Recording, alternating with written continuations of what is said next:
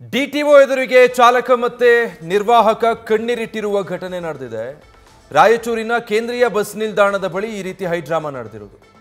ರಾಯಚೂರಿನ ಕೇಂದ್ರೀಯ ಬಸ್ ನಿಲ್ದಾಣದಲ್ಲಿ ಬಾಗಲಕೋಟೆ ರಾಯಚೂರು ಬಸ್ ಚಾಲಕ ಕಣ್ಣೀರು ಹಾಕಿದ್ದಾರೆ. ನಿಲ್ದಾಣದಿಂದ ಬಾಗಲಕೋಟೆಗೆ ಹೋಗಬೇಕು ಅಂತ ಅಧಿಕಾರಿ ಸೂಚನೆ ಕೊಡ್ತಾರೆ. ಹೋಗಬೇಕಾದ್ರೆ ಏನಾದರೂ ಅನಾಹುತ ಆದರೆ ಯಾರು ಜವಾಬ್ದಾರಿ? ನಾನೇ ಜವಾಬ್ದಾರಿ ಆಗ್ತೀನಿ. ಹೀಗಾಗಿ ಚಾಲಕ ನಿರ್ವಾಹಕ ಜವಾಬ್ದಾರರಲ್ಲ ಅಂತ ಹೇಳಿ ನನಗೆ ಬರೆದು ಕೊಡಿ, ಆಮೇಲೆ ಬೇಕಾದ್ರೆ ನಾನು ಹೋಗ್ತೀನಿ ಅಂತ. ಆದ್ರೆ ಸಿಬ್ಬಂದಿಗೆ ಪತ್ರ ಬರೆದು ಕೊಡೋದಕ್ಕೆ ಬರಲ್ಲ ಅಂತ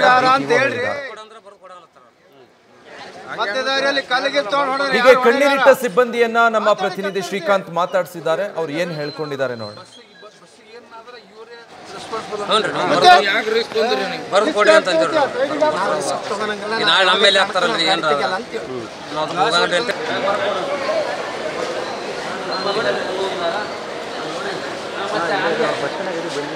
ಬಂತಲ್ಲ ಅಲ್ಲೇ ಬಂದಾನ ಕಲ್ಮ ಅಲ್ಲೇ ಐತಲ್ಲ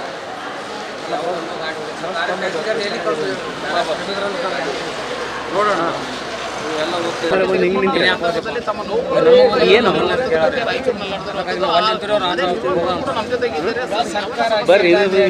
ಹೋಗು ಸತ್ತೋಗು ಗಾಡಿ ತೊಗೊಂಡು ಕಳ್ಸಲ್ಲ ಸರ್. ನಮ್ಮ ಅಧಿಕಾರಿಗಳು ಸೂಪರ್ ಹಂಗೇನಿಲ್ಲ, ಬಟ್ ನಮ್ಮ ಗೋಳಿ ಕೇಳೋರು ಅವ್ರು ಮೇಲಧಿಕಾರಿಗಳು ಕೇಳಬೇಕು.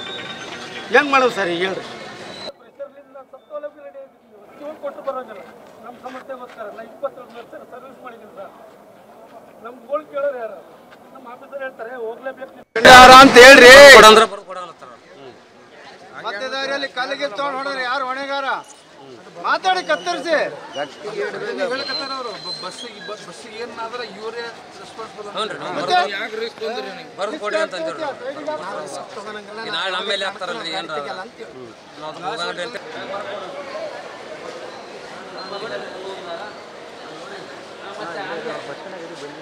ಬಂತಲ್ಲ ಅಲ್ಲೇ ಬಂದಾನ ಕಲ್ಮ ಅಲ್ಲೇ ಐತಲ್ಲ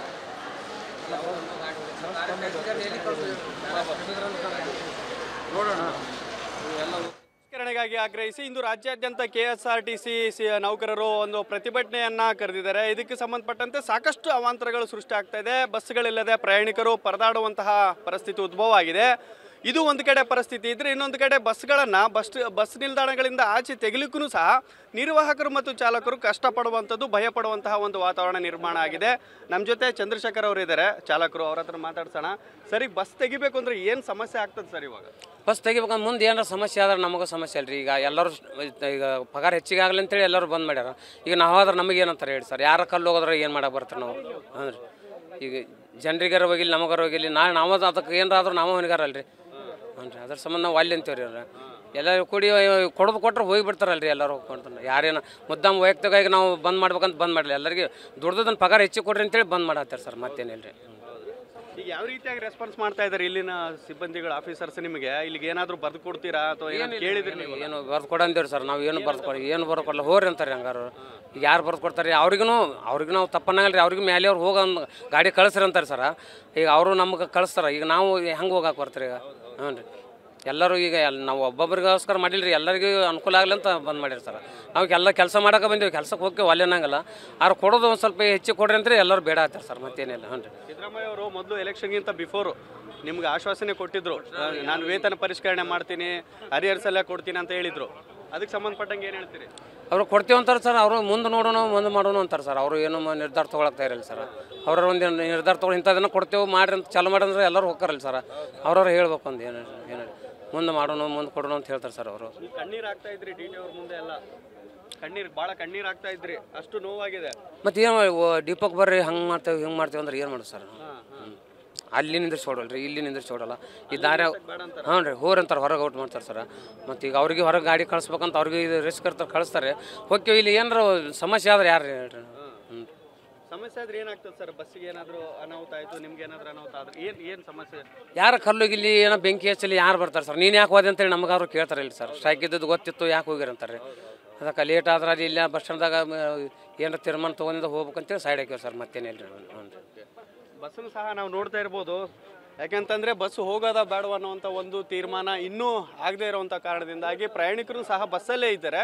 ಆದರೆ ಬಸ್ಸನ್ನು ತೆಗಿಬೇಕಾ ಬೇಡ ಅನ್ನೋಂಥ ಒಂದು ಪ್ರಶ್ನೆನೂ ಸಹ ಇಲ್ಲಿ ಚಾಲಕರಿಗೆ ಮತ್ತು ನಿರ್ವಾಹಕರಿಗೆ ಪ್ರಶ್ನೆ ಉದ್ಭವ ಆಗಿರೋದ್ರಿಂದ ಸಾಕಷ್ಟು ಪ್ರಮಾಣದಲ್ಲಿ ಇಲ್ಲಿ ಅನಾನುಕೂಲ ಆಗ್ತಾ ಇದೆ.